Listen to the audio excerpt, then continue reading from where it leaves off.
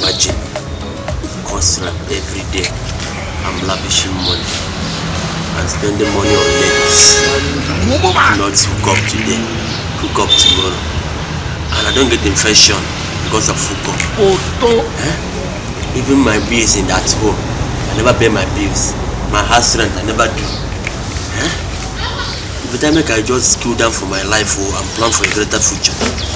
With school, my friend don't go to Dubai. Emeka and my friend don't go Malaysia. Even my former girlfriend don't get married to the son of Bob Nandema. Like I cool down and become a greater man. It's best to be a great man in future than to be a useless man. Do something about it.